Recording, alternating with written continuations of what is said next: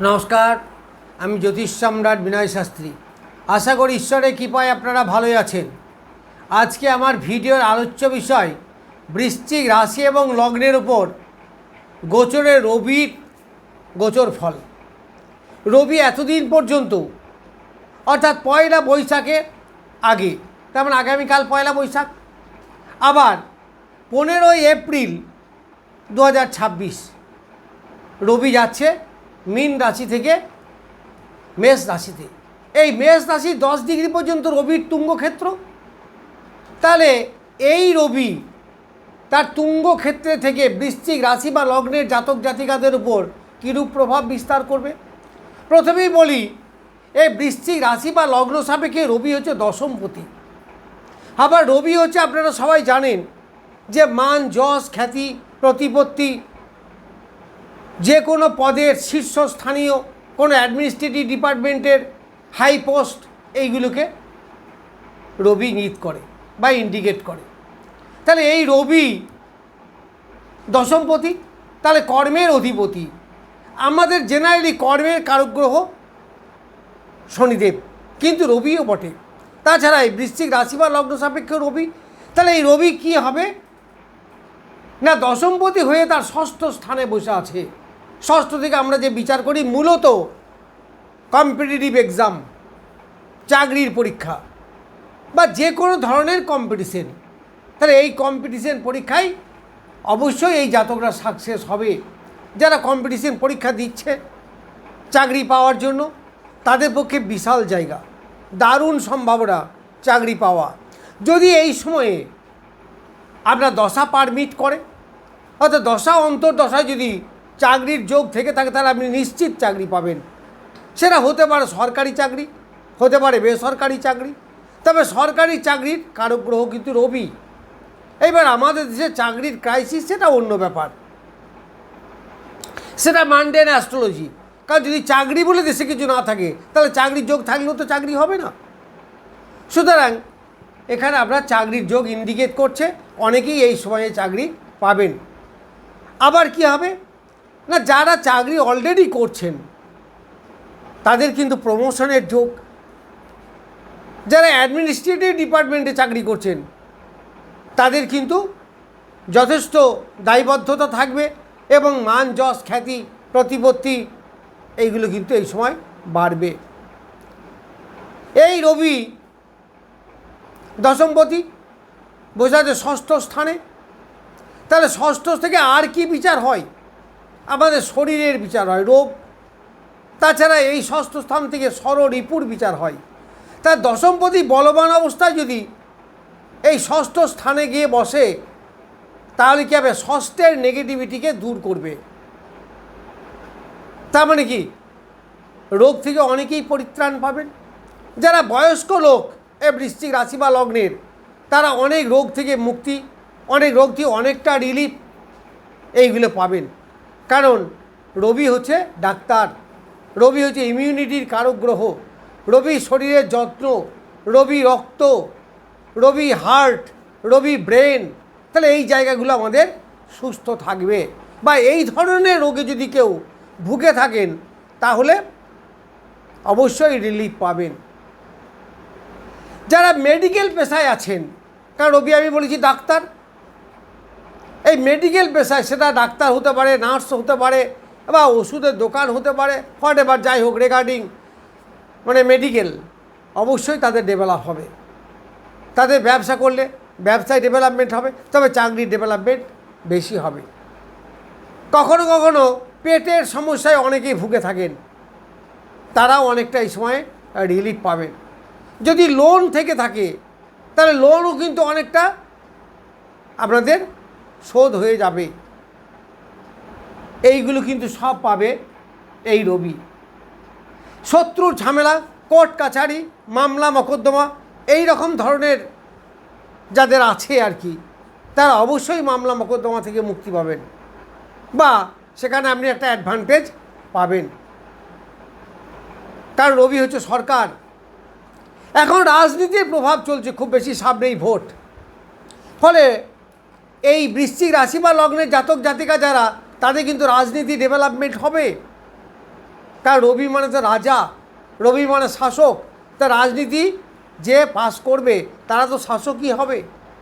ফলে রাজনীতির জায়গা কিন্তু একটা বেশ ভালো জায়গা।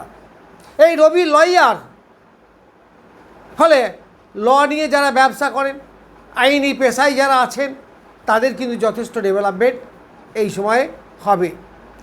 আর কি, আর রবি হচ্ছে পিতা, তবে পিতার সঙ্গে সখ্যতা কিন্তু কিছুটা নষ্ট হতেও পারে। পিতার শরীর স্বাস্থ্য নিয়ে একটু আধটা ডিস্টার্ব এই সময় কিন্তু হতে পারে। কারণ রবি হচ্ছে ষষ্ঠ ভাব, হচ্ছে আমাদের শত্রু ভাব। তাহলে পিতা যদি শত্রুর ঘরে গিয়ে বসে, শত্রুর জায়গায় গিয়ে বসে, তাহলে ন্যাচারালি শত্রু হবে। এবার পিতা পুত্রের শত্রু মানে কি মারামারি? হয়তো মনোমালিন্য হওয়া, হয়তো একটু ডিট্যাচমেন্ট হওয়া, একটু কথা কাটাকাটি হওয়া, এই ধরনের যেগুলো স্বাভাবিক হয়। তবে মূল সম্পর্ক নষ্ট কখনোই হবে না, কারণ রবি এখানে যথেষ্ট বলবান। যাদের শত্রু আছে, এই শত্রু কিন্তু বেশ বলবান শত্রু। যদি এই সময়ে কারো শত্রু হয়, তাহলে সেই শত্রু কিন্তু বেশ বলবান শত্রু হবে, তাকে পরাজিত করা কিন্তু বেশ শক্ত হবে। এই রবি রাজনীতি, ফলে রাজনীতির প্রেক্ষাপট থেকেও শত্রুতা হতে পারে। এইগুলো থেকে আপনি যারা রাজনীতি করেন তারা কিন্তু একটু সাবধানে থাকবেন। রাজনীতিকে কেন্দ্র করে একে অপরের শত্রুতা করতে পারে। এইবার দশম ভাব, দশম ভাব থেকে আমাদের মান, যশ, খ্যাতি, প্রতিপত্তি, সম্মান এইগুলোর বিচার হয়। তাহলে মান, যশ, খ্যাতি, প্রতিপত্তি এইগুলোতে কিন্তু সামান্য সামান্য একটু কলঙ্ক, একটু বাধা বিপত্তি, একটু সমস্যা এইগুলো কিন্তু আসতে পারে।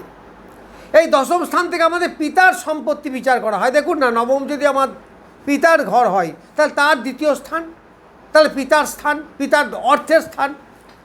তাহলে পিতার অর্থের স্থান কোথায় গিয়ে বসছে? পিতার দশমে। তাহলে পিতার দশমের, তাহলে পিতার ধনপতি যদি পিতার দশমে বসে, তাহলে কী হবে? পিতার অর্থনৈতিক কাঠামো সেরকম কোনো ডিস্টার্ব করবে না, পিতারও ডেভেলপমেন্ট হবে। তবে পিতার সঙ্গে সম্পর্কের অভাব দেখা দিতে এই সময় পারে।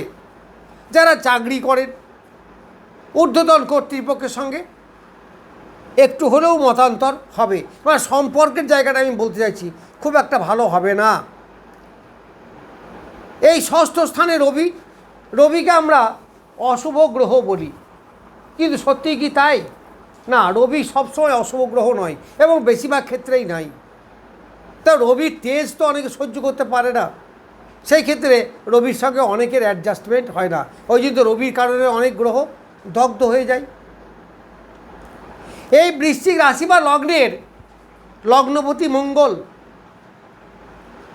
সেই মঙ্গল এখন কিন্তু বসে আছে মীন রাশিতে, অর্থাৎ লগ্নপতি পঞ্চমে। তাহলে লগ্নের বলবত্তা কিন্তু বৃদ্ধি পাচ্ছে। তাহলে লগ্নপতি যদি বলবান হয় এবং দশমপতি যদি ষষ্ঠে হয়, তাহলে কী হবে? এই রোগ রিপু এইগুলো থেকে আপনি অনেকটা মুক্তি লাভ করবেন।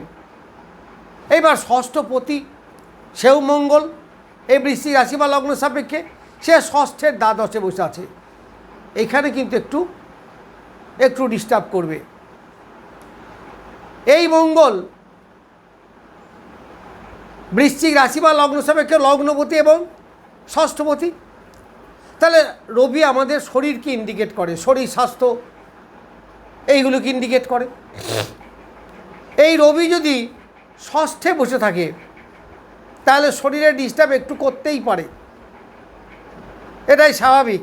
কিন্তু লগ্নপতি বেশ বলবান জায়গায়, আর লগ্নপতি যদি বলবান থাকে, তাহলে কী হবে? আপনাকে যে কোনো বাধা বিপত্তি, শত্রু মোকাবেলা এইগুলো থেকে আপনাকে কী করবে? উদ্ধার করবে বা পজিটিভ জায়গায় নিয়ে যাবে। এই মঙ্গল সাহসের কারক গ্রহ, এই মঙ্গল যোদ্ধা, মঙ্গল অগ্নিকারক। রবি কিন্তু সিংহ রাশির অধিপতি, সেও অগ্নিকারক। তাহলে অগ্নিকারক হয়ে অগ্নি রাশিতেই বসেছে, ফলে তার তেজ কিন্তু, তার বলবত্তা কিন্তু সর্বদাই ডেভেলপ করবে বা যথেষ্ট আছে। মানে কমফর্টেবল প্লেস একটা বলা যেতে পারে। তাহলে এই কমফর্টেবল প্লেসে যদি কেউ থাকে তাহলে সেই জায়গায় ডেভেলপমেন্ট করবে। এখন ব্যাপারটা হচ্ছে ওই ষষ্ঠ ভাবের অধিপতি কেমন জায়গায় আছে, তাহলে নিশ্চিত বলা যেতে পারে যে বৃশ্চিক রাশি বা লগ্ন সাপেক্ষে পঞ্চমে আছে, মানে কি বেশ বলবান জায়গায়। ষষ্ঠের দ্বাদশে, ষষ্ঠের পক্ষে খারাপ কিন্তু লগ্নের পক্ষে বা রাশির পক্ষে তো যথেষ্ট বলবান।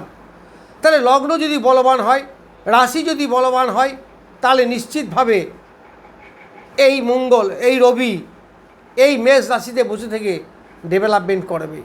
এই মেষ রাশি হচ্ছে চলরাশি। চলরাশি মানে যা মুভাবেল, যা পরিবর্তনশীল, ফলে আপনার স্থায়ী একঘেয়েমিভাবে চলবে তা কিন্তু নয়, একটু আপ ডাউন হবে, কখনো কখনো একটু সমস্যা আসতে পারে, তবে সেই সমস্যা আপনাকে খুব বাধার সৃষ্টি করতে পারবে না। মানে এক কথায় বলা যেতে পারে যে এই বৃশ্চিক রাশি বা লগ্নকে এই রবি প্রচুর পরিমাণে ডেভেলপ করিয়ে দেবে। নমস্কার, আজ এই পর্যন্তই।